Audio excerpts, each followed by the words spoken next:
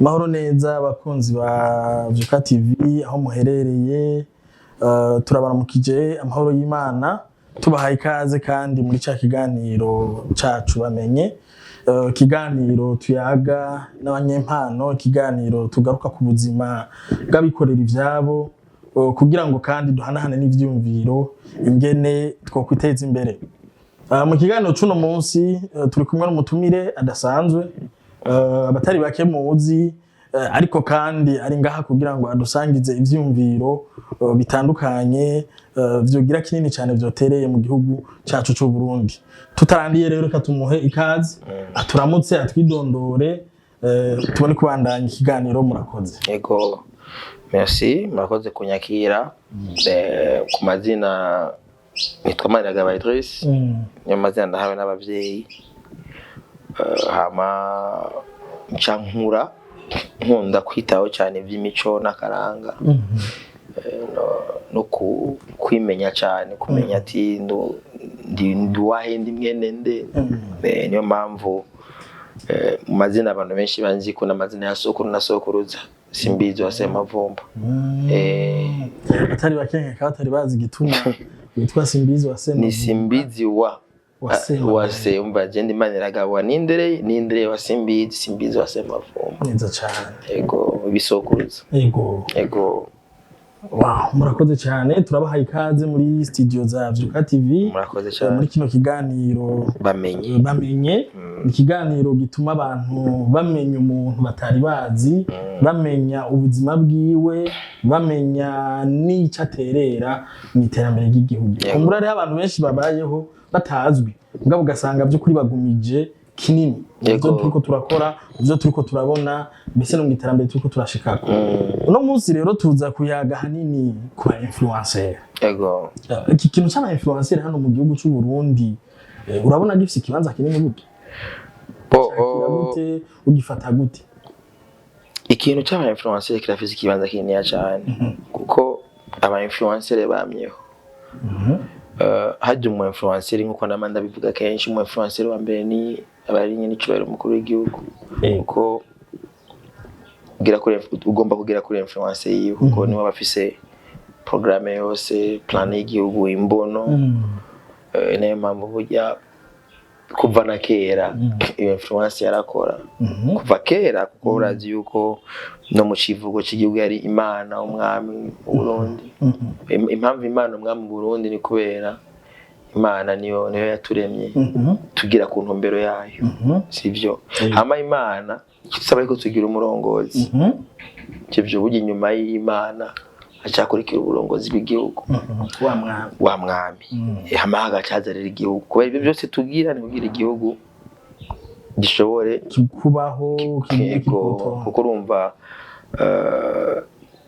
abo uyobora bose hari abakumvira n'abatakumvira. Niyo mpamvu usanga n'igihugu gitegekanya ahantu ho guhana amabohero, barabiki, sibyo? Rero uko imisi ibihe bigenda birahindagurika, no kujana n'ibihe akaza iterambere,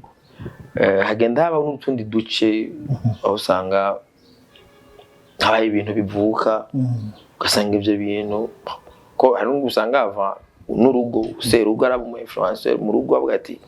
bigenda uko, sivyo? Byose mba ni influence zose, uvuga ati papa yarambujije yaragize ikinumva kinakubwira ati papa kundi kinanye ni influence tuzo zose ziriko ziraba. Rero bakiyazana n'ibi by'imbuga gurukana bumenyi, no kenshi usanga rero kenshi ko misaba influencer arabo kuri ngurukana bumenyi, mugaba influencer ni benshi cyane bivanye n'ico bari. Yahe n'abahabwa amabanga runaka, mugabo gacu usanga burya no ngaha muri urinze gusuba umuyobozi ukamurongoza ahantu twara, ugomba kuba umu influencer, kuko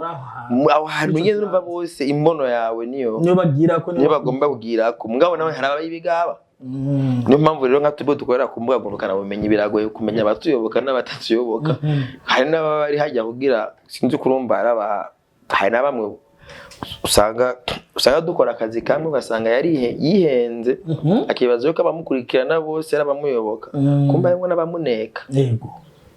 twarabonye abantu bagiye barapfungwa bazira utuntu n'utuntu kandi bose byavuye ku babakuri umva ni baba followers nyine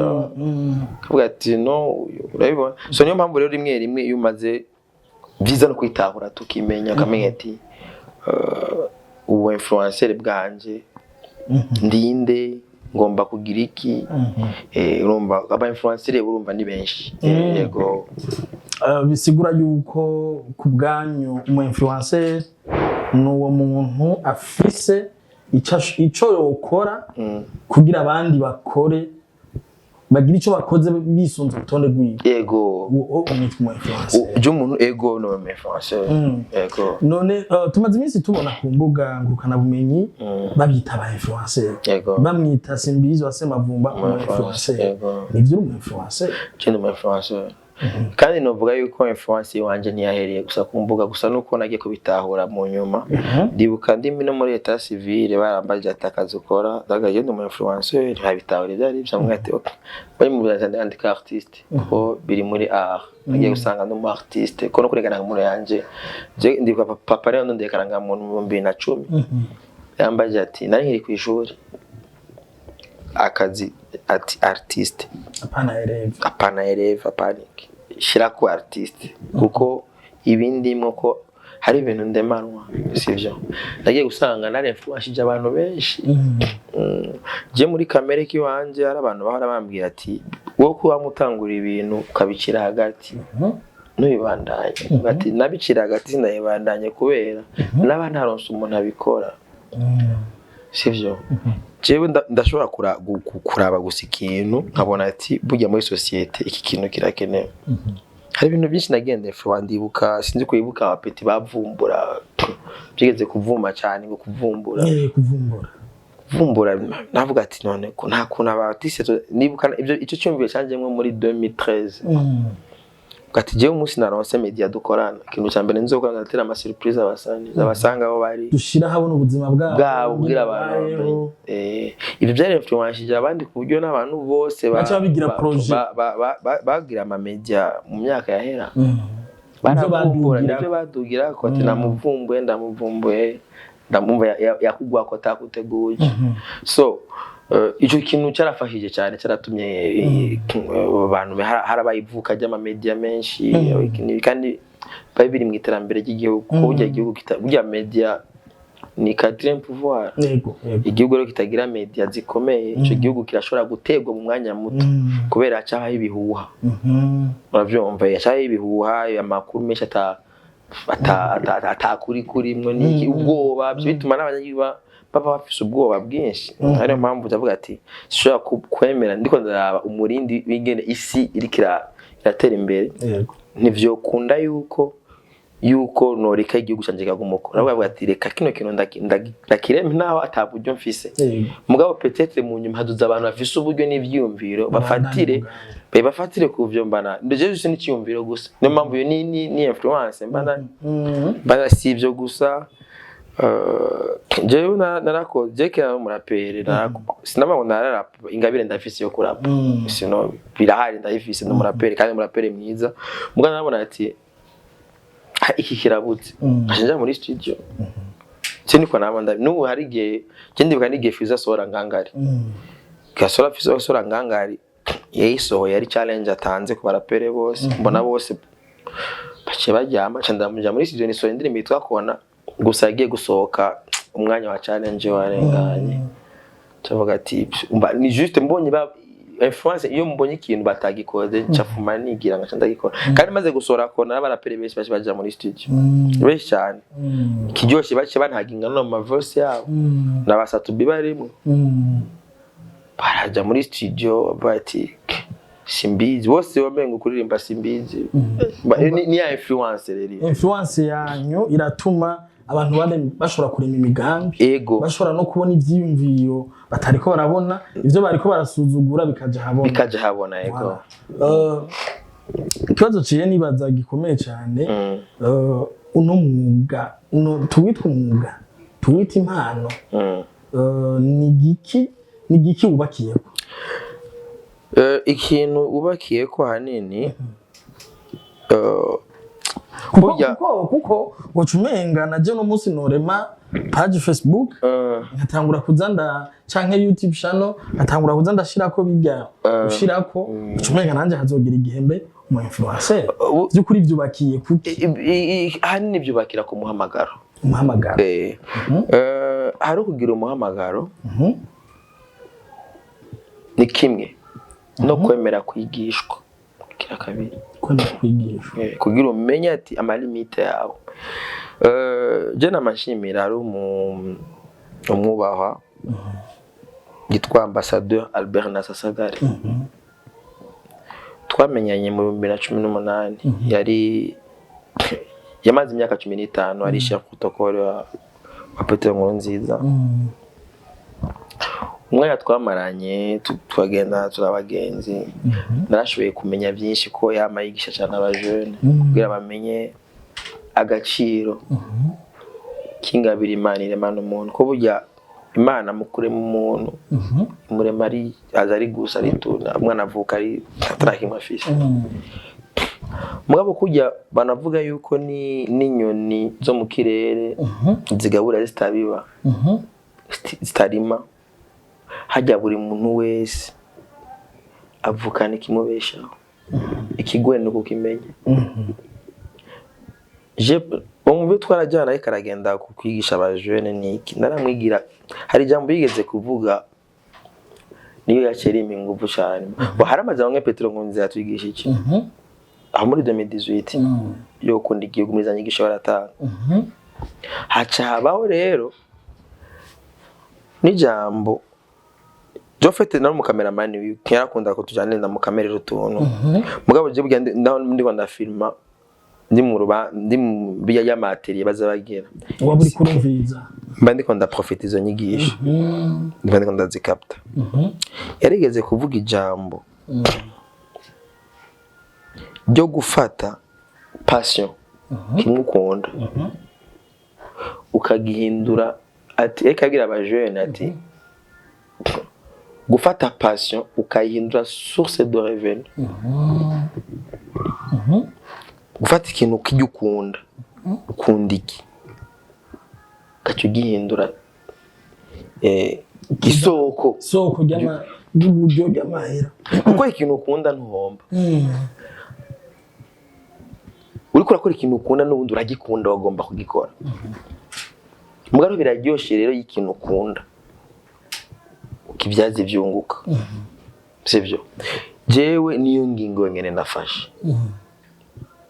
avyomba rero kenshi ingwane dufise hari gusanga abantu bigana kubera naka yatejwe imbere nibi nanje reka nkore bigene mpamvu dusanga umuntu ugasanga yavutse akunda kudandaza yamavuga ati afuma yose ubijumbu abishira urabona tukira abapeti kuntu asanga gafatuke ukamengo wamuvyukana umuhamagaro ugasanga umupeti muri abana bato afise imyaka 2-3 agumagira umashanje agumateka umuntu ubonye yarateye imbere muri mu vy'ama restaurant niki ntabita ngo hari ikintu kiba kigukwega muri ivyo bintu urabyo rero ikintu rero ihamba iyo Imana ikuguruye ikakwereka ivyawe hakiri kare hamwe ivyo byiwawe ugacumenga rero ingene ubibyaza ivyunguka hari abantu benshi usanga bon c'est vrai hari abantu batezwe imbere no kubara abakozi b'abantu hari n'abandi bantu usanga baremeye ko bakoresha hari n'abantu usanga baremwe kugira babakoresha mugabo ari abakozi b'abantu aho ni abandi bamane imyidogo bono rero sinovuga ati ngo umuntu ngurashobora guca agira ari ibyawe ukamenya ati ibi nivyo vyanje influence ni yanje irakubera ngo umugisha kandi karakubera akazi nta buhingana ko nje dufate kuri je nakoresheje ni juste kwimenya je maze kubona ati ko je nta ninzigo ngira burya hari abantu bambwiye ati wese mbizi wewe akeza itangura mwari kumwe mwatanguranye na akeza ati mugabo ubu yageze ku bakozi none wowe bati no ndaryoherwa mbonye ko ikintu ndagifisemo ukuboko cyarateye imbere yego urabyumva habwo nuko menya ati kubera cyatejwe imbere n'ijambo ni ya influence kandi garutse umuntu twicaranye gutya nkamuha icyumviro ahagifata nkama akagishira mu ngiro aho mukabona hageze cyambuga ati banakumwe rya jambo ryanje rafise uburemere umuntu mbonye ati nagiye muri studio ndabona neza arabana kenshi twebwe aba influencer akazi dukora gukoramwe abantu ubwoba burya abarundi benshi abarundi gusa n'abanyafrika benshi baragira ubwoba nta self confidence bagira nta kurinda kwico bavuga ati reka kino kintu yego reka kino kintu ndagiserure baragira ubwo bwoba ubwo mvuye muri salo ariko ndingwera ka Sapporo ndasigura ingene inzoga yari yose ishobora kugarika umuntu cyavuga ati tuno inzoga yose jewe inzoga yose uzoyinywa utiteguye utafunguye iyo nzoga zokumerana nabi iyo nzoga yitwa ndakugarika bona mu petache yiruka Mwana ucobikiye none kirakugarika none ikintu kigugarika cyitwa gute cyitwa ndakugarika ashagira ubwoba ngo je ngo sindimo ati ubwo ufise n'ubwiki ufatira abantu usanga baramaze kwizazwa n'ubwo gushika naho basigaye batinya no gukora n'ibintu barekuri rero ubwo bari rumaze kubona abantu barafise ubwo ubu bwoba rero kugira we bukuveko umve yuko nawe ubaye normal ugiye kuri point 0 ufite abantu benshi bari muri mwe hamusanga n'ikintu urafise ugikora urafise kuva mu nzu ukagenda ukina umupira ugasanga niyo passion niyo muhamaga ugatinya urabona umupira abana karaga ukagumana ibiharuro by'abana akana abana kabakenye umupira ne batera imbere ne bagira iki mugaze dufise uburorero bw'abandi football kasa umuhamagara urawufise mbwa ugirana ubwo abyo ni biro bica biza rero dufate nka cyane nka je ndi muri i monde yacu ya umuziki niki benshi baragira ubwoba kubera barafise uburiro bwinshi bw'abantu barakoze barashika meme no kuri plafond yitavye Imana akora tuko turagira imicango kugira ikiziga uribuka n'imvugwa ba Christophe Matata abandi n'abantu benshi barimbi benshi bakoze amahita agwaye tukagira imicango kugira ashobore kwivuza ibintu mwene bwo usanga furu biratera umuntu ubwoba akavuga ati none ibintu nanjye ndabibandanye none burya nta muririmbye n'umwe arashobora kubaho nta muntu ari muri entertainment n'umwe yibeshejeho udene maje ndiko ndategura mariage niho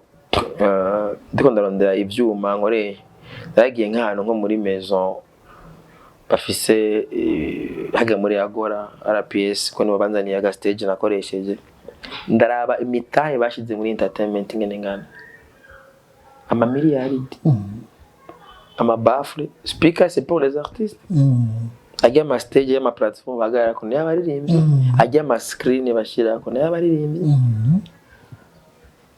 wagenda kugira ugende kugira location y'akantu kangana gutya gato miliyoni 200 iyo ni investissement y'umuntu afise imbono kandi gitangaje bamana akazi buri munsi mwe usanga rero umuririmbyi answa we avuga ati aba nije ndabaha akazi kubera biya byose bafise ata muziki uhari ibikora oya none ushaka ama speaker ngaho urigero hari hamwe uraja mu rubanza rwari go gose ntumva umuziki oya nkibaho Noge munyamuzi wasanga wewe ari mu ngorane mugara abandi bariko baravyungukiramwo bo bamaze kubona atabajamaye zabacanze reka twe twibandanyirize ukasanga umuntu afise investissement y'ama miliyaridi jewe nkaye kabanzaniye kuri mariage iri muri valeur y'imiliyoni zirenga 100 ajya mailed ajya baterateranye yafise ama module terateranye kwati none y'investissement kuko ino tutayibona yuko ari abantu bari ko bara investisse bari kwashamo ama miliyari basa umuntu yaraguze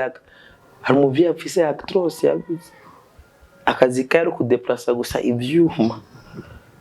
byo kuvuza umuziki none gutu uyagura ivyuma vy'amamiliyari byo kuvuza umuziki mugihe umunyamuziki we ati ntumva yuko hari irindi banga hari indi influence bikene yo guhumura amaso ugasanga umunyamuziki warafise ubwoba muga hari abandi bantu bamaze kwitahura batabwoba bafise en fait ni juste yo question kuramwa abantu ubwoba ni influence urabona yuko niho haba hari ibibazo bitandukanye n'umukuru w'igihugu ashaje imbere akavuga ati akaremesha abarundi ni mureme nuko rero bugera umu influencer mwiza nka twebwe je kanjewe nabitanguye maze kubona influence yabaye muri 2015 nabonye ingene haba influence nashobora kuba nziza canke mbi eje muri 2015 je ndavugisha uko nayo naratanguye cyane maze kubona ibyabaye 2015 ndavuga ati kumbe urashobora gukoresha influence yawe mu kugumura abantu niho ushobora gukoresha rero influence yawe mu gutuza abantu cyangwa ukaba ukipa n'ibindi ku buryo ntibagumuke bibaho kora abagumura abantu barahari no abagumura abantu urumva meri ukavuga ati jewe nanje uraragwanje no gwaye kugira ibintu bigume biri normal rero iyo ni influence na influence bari karagwana mu ncamake bakunzi ba Vyuka TV murumva yuko ubwa mbere influence nuko ubanza ukabyumvamwo ukaba ari umwuga wawe apana umwuga umuhamagaro wawe ukumva nyene ko ari ikintu kikurimwo ari ibyawe biguma bigukwera hama ukemera kwigisha kuko umuhamagaro ntawo uhungira ikintu ari cyawe ntaho ujana aho uja hose ari abantu kiguma kikomenya uja ntaho uja none nkaho ndabona neza yuko ibi nari umuhamagaro wawe ufise ibindi bintu ukora mugabo umubandanye yego nturi bubihe ntibikunda ikibazo cye nibaza ko ni benshi banacibaza umwuga wose cyangwa ikintu cyose umuntu akora yumva ingene agikamisha mwebwe bihora biborohera n'ingingo gusa je ndibuka kugira ntangure gukamisha uyu mwuga hari mu mpera z'ibihumbi 2022 nico iganiro kirahari bwasha twinjira muri 2023 yego ko igimipaka y'Uburundi no Rwanda yugurura u Rwanda rwaraprofise cyane Uburundi mugaba Barundi ntitwaprofita u Rwanda sivyo kesha u Rwanda niko rwaza cyane mugana abandi baraza Harmonize bande nabandi n'abapastori barava mu Rwanda baje ngabo inyungu bazari mu mice yose cica ndahaguruka n'ubu ntuzenya konte na créé iracahari kuri GoFund hariho page y'ama GoFund amwe baterereza abantu bagwaye bagira iki je naranditse histoire hay muri octobre 2022 ndibuka ico gihe ide yaje nariko ndaduga mu Cibitoke niho nagize ide ko ndafite petit frère muri Canada ati none nko ko kugira abarundi bakunda ivyabo binsaba imitahe nta kuntu ndabwira petit frère kankera page kuri GoFund hama antoreze amafaranga yashika kuri $3,000 Canadian kugira je ngwa n'urugamba hamwe mu Burundi havuzwe ibyo abarundi ibice bikwiye kwijana nkuko biruna mu fait ubu nta n'indirimbo byanwaye igihe ngo nabubwiye ingene urugamba yarutangwa ico gihe banterereye abamaye amahera bamaye amafaranga ashikomenye ku madolari $600 niyo bashitseko mu ma 600 mengo abitwa ba Olivier Agera abitwa ba Pasinzi Tonda Pasinzi de santage ko $50 bande nabande bangaye barashitseko vraiment je ndabwiye ati urugamba mfise nkeneye uko abarundi bakunda ivyabo kandi twebwe mu bisanzwe kwisinzima kiretse biya bihugu birinda guca mu itegeko by'amategeko si meza ko twatwiyugariye mugabo ari ingingo twebwe twengene twifati tutempritsemwo leta birakunda niyo hari influence yawe uyifise mugabo gakenera uburyo kugira ngo yakompanye sinzi ko yibuka igihe haza aba Israel Mbonyi bande aho nabonye yuko mfise inguvu nigihe Israel Mbonyi aza baca bategura conference yo gutegura conference ya Israel Mbonyi barafise ubwoba yuko Israel aje atamesha makuru n'umwe agenda rero amesha makuru mpamvu ico gihe bagenda nuko nabura uburyo amafaranga ambanye make kunze ati haraza kuza umuririmbyi avuye hanze aba bose baragenda byasabwa yuko le même jour nanje negura ikindi kintu ndagwiriza amafaranga menshi kwibaza kuba urabyo ncambwa rero uburyo ncambwa ati no gutambaniro rero kigira kabiri cyambona arateguye igiteramo umbaje navuga uti abaririmbyi y'abarundi babahemba nabi dabora babahemba make shaka kabiri bayabahera mu kabare rumva kuko amafaranga ajya baguhe mu kabare haga muri abaguhemba kuko niyo mpamvu ubona abaririmbyi bacu kenshi bagura ama visa yo kujanze kubera ugikora abana ama history ego c'est vrai n'umwuga wiwe arawukora mugabo nta traçabilité bafise yemeza yuko kuba gutumye muri ambassade zana historique bancaire yawe bakasanga nta mafaranga yigeza cya kugira baguhe visa cyangwa ikibone khayirma yuko aho kazi ugakora ubwo babagira niho hanacenda bugurura amaso ubenshi bace buguruza amakonte ukene kumuhereza akazi k'umuziki uriya kuri ku makonte abaremvye benshi urumva niyo nzira bikiza ngo muri ico gihe muri ambassade uronse bati agiye kuvugiriza umuziki muri Europe bakaraba exactement yuko urabyo so ivyo rero ico gihe nabikora c'était muri mpera za 2021 hariho restaurant yitwa Beirut yacitegura igiteramo mbona basatbi bavuze yuko igico giteramo bazoririmba kwa kubuntu ijambo ryarambabaje cyane cyane umva ndabaye déçu kuva ico gihe nshivuga ati Diego no munsi ubu tugiye gukora ivyunguka sindasubira kuza kuvuga umva d'abord narabuze imitahe kwiye yo kubagwanira kandi urugamba rwabo kandi bamwe niwe baje no kungwanya bavuga ati rero ubugwero ubu n'ukora ivyunguka rero umwanya wose umuntu azombona kuri mutashatse kubikora reka genda vyikorera nagiye gusanga amahera muri entertainment ntibigoye ufise izina ryawe ufise inguvu influence yawe ufata ingingo gusa ni kimwe nakubwiye ni bwa bwoba bagira bwo gufata ingingo nabikoreye mu kiganiro kwa Randi promoter ndavuga ati guhera no munsi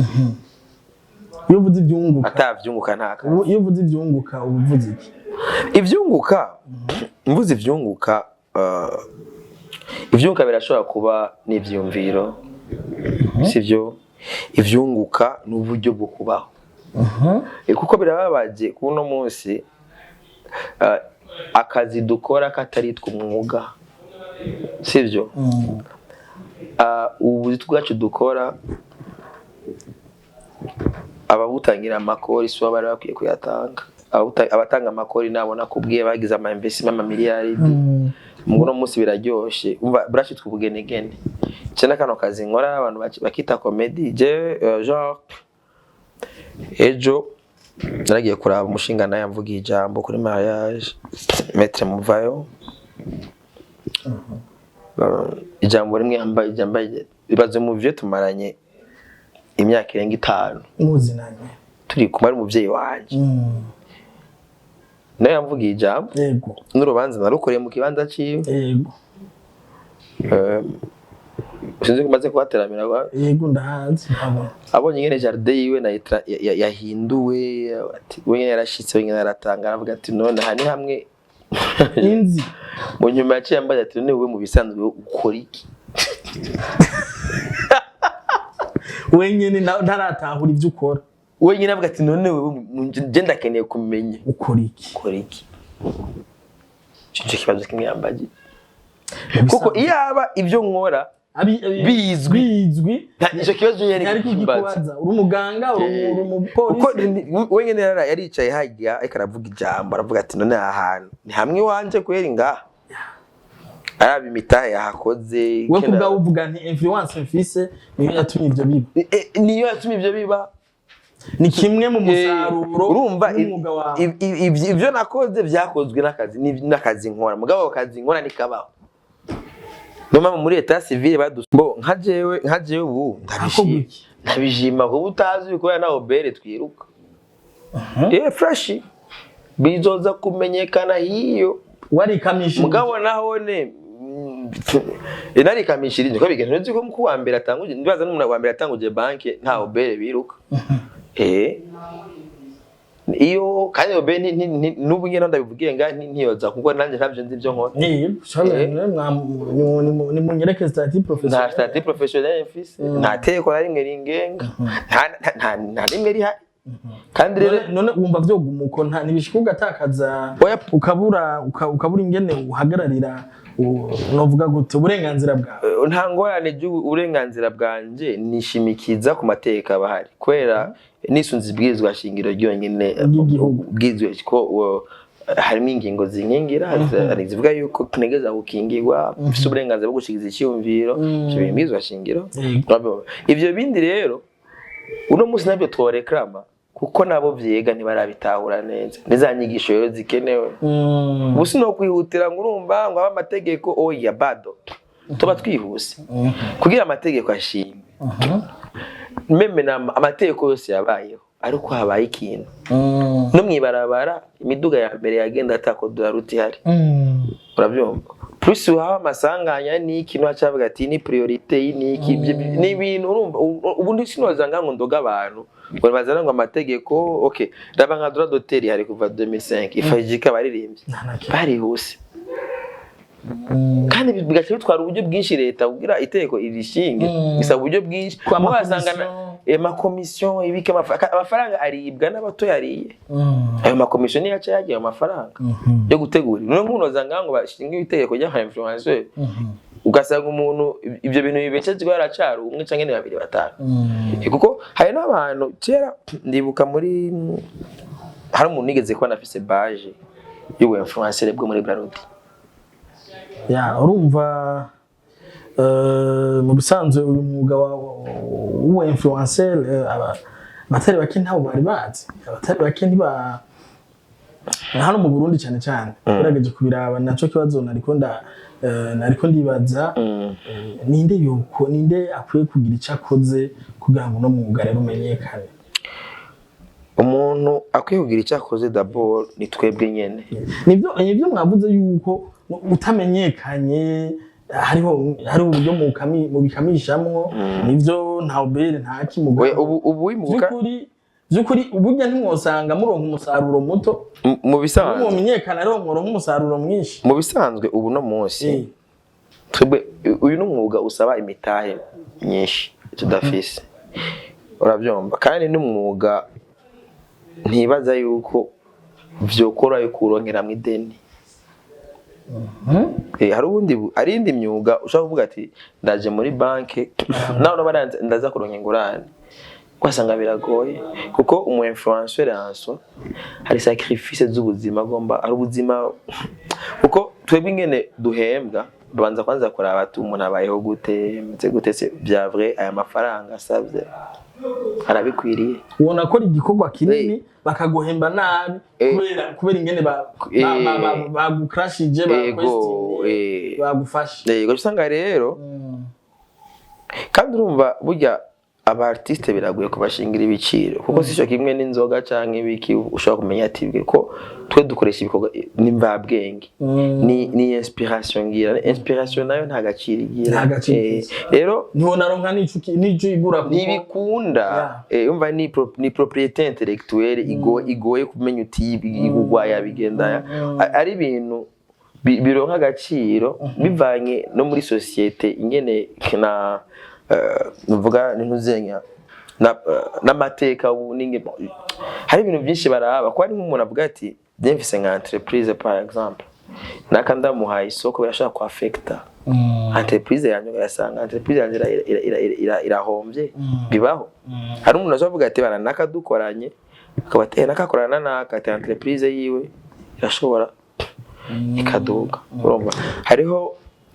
unavuga rero ko ari uko twe natuko gushika ino saha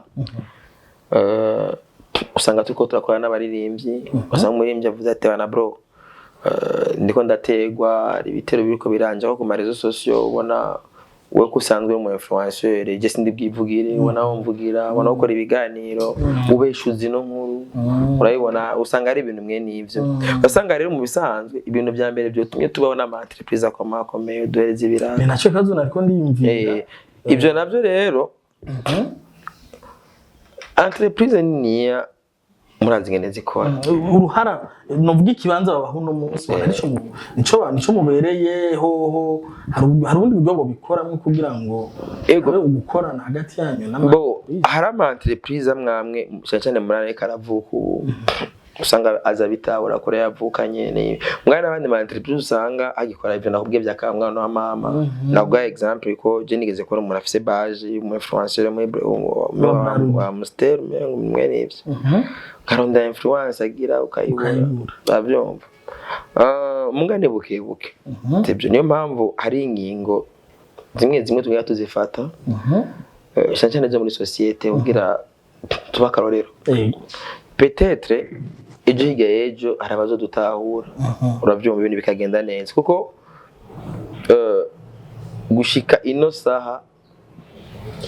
na abaturondera twebwe ni bamwe duheza tuvanako dukora muri confiance mugabo ari gihe duba dukora muri confiance wewe abafise contrat yo ugasanga wewe iyo yagiye hiyo bapatanye neza yasabye noti kwi mugabo je kubera tamitahe mfise byo konogenda gusumisiona nk'ako kazi kuko urumva barazi yuko ama entreprise bakorana mu Burundi usanga kenshi umva bagwa amabodo commande hamukazo sigaye urishuza mu nyuma rero kenshi abantu dukora kano kazi bivaye n'ubuzima tuba tubayemwe n'iki usanga ata patience tugira ukwihangana kuba guto munakubwira ati ebana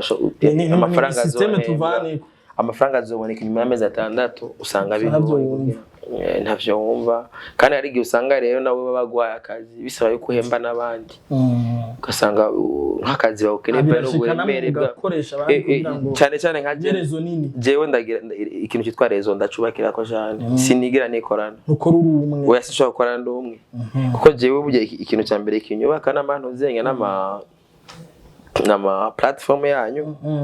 je usanga nkujijwe nazavyuka nabandi urumva yuko biragoye kugira nikorane tegeza kuba ari rezo ko sinoza nga kuri vyuka wanumiye nze kuyaga ibyanje nkaza ntazanye ikintu ndiko ndagira publicité yo ntagwaya yawe kugira gicemo n'ibikunda naho uri usanga rero umbaye nk'akazi atamitaye kuyemfise uvuga ati vyuka nzoyemba nakanzomuhemba naho usanga rero tuba limite aho usanga hari abantu bace bagenda bakatwitirira bakitwa aba influencer ku bwacu tukire tuva bari ko baraduhereza inica nikize kugira akazi tugakora mugabo buke biriko bigenda ubu dusigaye tuyaga n'aba boss direct buke yego mbwa n'aba boss ubu tuyaga ni tuyaga sivuye ko tuyaga professionnel usanga mbwira ni nk'imico amasezerano agira kurumva je ndakubwiza bari partenariat imeze ndakubwiza ukuri vraiment ari amasezerano je ntasinye birinze bijamo contrat yanditse gikuze nkwiriza mugabo kenshi ababosi dukorana tuvana kwabwira ati na bro urabona nagize akira oya pana anaguhereza amahera yene akavuga ati akazi nkeneye ni kanini ya ku mafaranga ndamuha we nyene nabikwi aranavyumva je ndafise umubozi ambwira ati akazi nkeneye ni kanini none akazi gashobora gutwara nk'imiliyoni 100 ugasanga umuntu mukubise miliyoni 5 meko bivaye na situation urimo n'ubuzima munagwaye 5 miliyoni kuri nga urazicwa hivyo mugabo yaba izo miliyoni 100 nazo umva ko yoziguhereza ariko akazo gahejeje nta na avance baguha okay contrat nginga sawa rero genda ukora usanga rero akazi aba kwiteze ko na ka 100 miliyoni mugabo gasanga yagoye nka 5 cyangwa 6 urumva utegereza ugakora kubera uwo prefer kuyaronka kuko muvana usanga ukoreye make mugabo uri entreprise uri umuntu uri full package kivuga ati ndafise ingene bizohoga usanga niho nirya jambo bwati witonza mbere ibinoze voilà nirya niryo kenshi muri monde turimo kenshi sana uvuga nti rero mwokiyorganiza mu influencer ikiyorganiza akaba entreprise itomoye yubatse ifise izina yo kwinjiza ayarenza asanzwe umu influencer asanzwe ari entreprise ubwiwe jewe ubwanje uko ndi entreprise yubatse neza ikwije ivyangombwa urabyumva me ikintu kenshi kikunda kutugora ukwemera ko tugira abayobozi urafise umuyobozi no je nta muyobozi mfise ni izo ngwane zikunda kugira muri no monde turimo ariko kuko kenshi nawe ubwo batugira uramukeneye hari abarongozi baza n'ibintu abayikara gusigurira ukabona neza yuko ari umuntu abakeneye ku exploiter nangwa nayo dufise ugasanga lo type ego severa arafise ashaka ko mukora mwashaka kwiga ashaka kwiga misaruri tahiwe ubihomberemo nizo ngorane nizo uzoraba baririmbyi benshi cyitamo kuguma wegeranye utwo duto duke niyo mpamvu nibwo bwo aba artiste benshi bagiranga hari abaririmbyi benshi bemeye kuja muri ubwo buyobozi wanashaka ugasanga nubwo buyobozi nta n'umugambi numwe w'iterambere ariko ugasanga uri kuraba kwensi uri kuraba block ibyo byose rero ni ibintu biba bishika muri no mwuga wacu hano mpamvu kenshi usanga ari uko mugabo buke ayo baduha mu myaka yahera syo bagenda bikura kandi bikura neza peut-être je ya agent twafata ingingo uko bizogenda bikura bishobora nashaka kutazoba no kuri twebwe mugabo tukazobera akarorera abandi kandi ni influence nyene abandi bagaca bishira ku murongo bavuga ati ko naka byagenze uko ko simbizi byagenze uko akabigira uko nuko ndabona neza yuko ibi bintu no mwuga tushize ku murongo bakawupangerera amategeko ko amategeko yose nivyumviro bagiye baregeranya agaca abishira ku murongo muri kazoza simbizi tuzomwita incungu y'aba influencer canke watanguje umwuga w'aba influencer hari abandi wasanze bakora no mwuga no kuri kw'Imana ntabona asanze bakora ibyo nkora nabivuze kare ndamuna imagije kibazo nakoze nako kimbaza ni innovation kuko n'umwuga bisaba gusa yuko wiyemera ukimenya akavuga ati mbaya akavuga ati arajewe ndi kwibubenge byume byumye gikintu ngomba ndagikora urumva rero ico kintu sukuvuga ngo nacigiye kwa naka ni ingingo yonyene nafashe ndavuga ati reka ibintu ndabikore kandi ndabikora fise objectif yuko nabandi babikora bana kwigungirako je ndibuka igihe kiraho nigeze kubwira Tairo Demana twari duhuriye umunsi bari noje basinya amasezerano baja vuga ko mwakora bimwe narabona yuko Tairo ari mu nzira yo ndamubwira ati Tairo je ndafise idee je ibi nivyo bimbeshe jeho kandi akoreke coding no aravyanga yishakira ko bincungu y'umuziki ndamubwira ati bro imyaka ntihagarara aho umunsi uvuyemwo uja muri kahise ejo hatanga undi munsi mushasha rero no munsi gwejo nuzowicuze ufate mingingi imeze neza kugira tutube kuko je nka ndaronka aba artiste benshi bambwira ati tugende uko mwa nkire tuva sishobora gukora je nyene bisaba ngirerezo nibikunda je nyene ntigikunda bica bipfa cyavuga ati umujama yari amahera naje mbangeneye ndayaronse ndayasangire naka mugabo twese dukora ko abantu ni benshi ari abamemere ari abakiya bandika ku ma Facebook ku ma Instagram ari apitinga bamaze kugira organisation kuri TikTok bagira bitwa bambona abandi bagira amachannel wasanga ni rezo ndende kandi yose ibwirizwa kuronka ivyunguka mwa usanga rero ugasaba kuri Facebook byasaba uku ugacubura aho bihagaze ugacubura ati ndabigenze gusa ugasanga rero nakazi n'ubuzi turonka rimwe burapfa kubera tubura rezo iri serie no gustabiliza rezo kandi urumva ari usanga nawe apeti ari marezo bamwe usanga na mo serie uramuhereza amafaranga nusubiye no kumubona ukazorindira akazi bamwemere mwumvikanye kwa kakoro kakabo irahambaye rero yuko muri no mwuga wanyu umuntu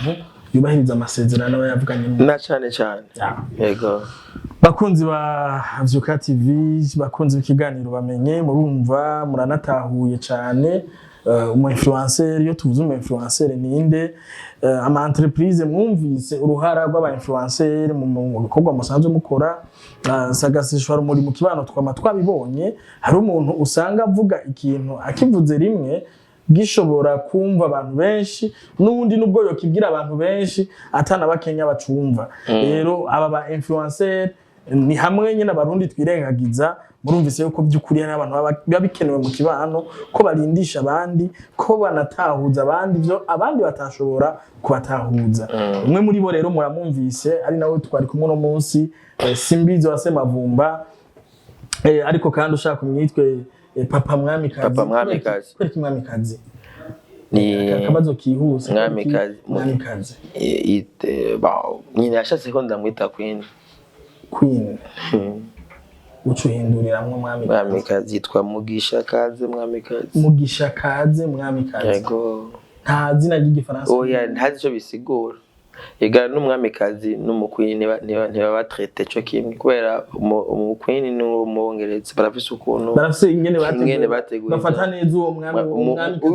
uwo mukwini wa umwamikazi no naho barafise ingene afatwa umurundikazi rero ni Simbizi wa Semavumba sanzwe akunda Kirundi akunda imigenzo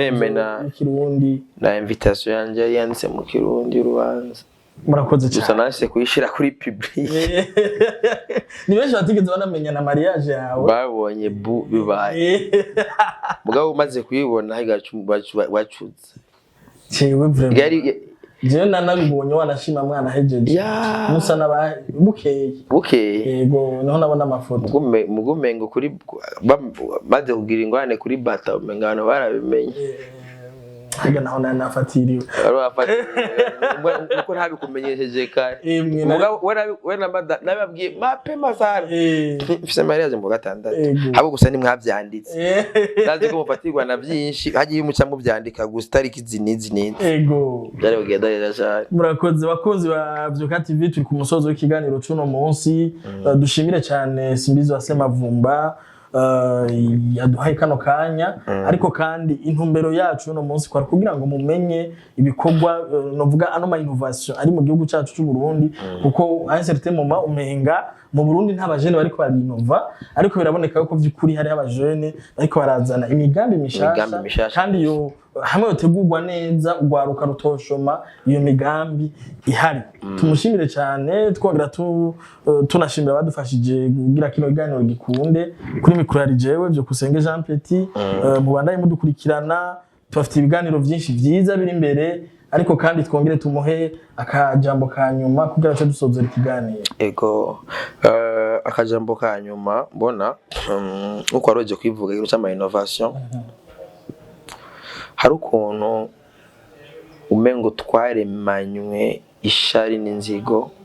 kora nk'umuje no munsi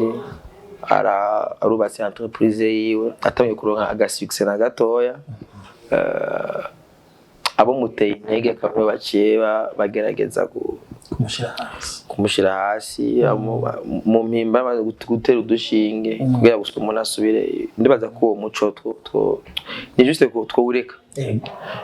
umenye yuko iterambere rya mugenzi wawe iri kuja nakunze mu motari yanzanye ngaha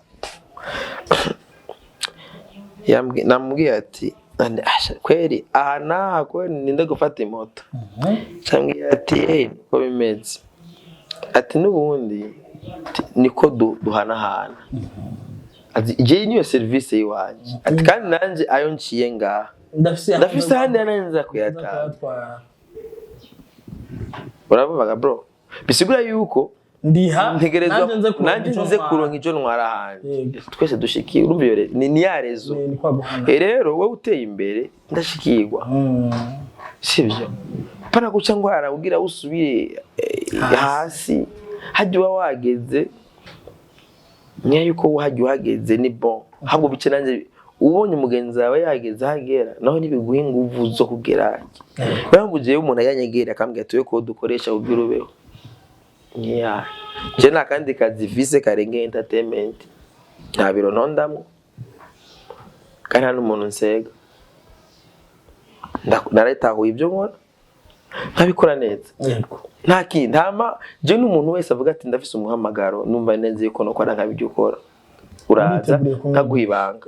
nibanga gusa nibanga ry'umwuga nibanga ry'umwuga kuno musi baje kuba nama nca ku ma television presque yose avuga ati none harabuze abandi bantu bobye ugasanga naka banyego tukwana ikiganiro none pourquoi none ba rero ne mpamvu tuze tugira dukundana muri bwa bumwe ko igihugu ni cya twese ibintu by'umuntu ariko aravansa ariko aratera imbere hako ugenda ku muroge ngira ibiki mwegere mugabo c'est vrai n'abandi dufite imico mibi yo kutatanga ibanga mugabo ufise ibanga umva yuko ryofasha kubera n'ubundi umwanya tubayeho ngaha ku isi uri determine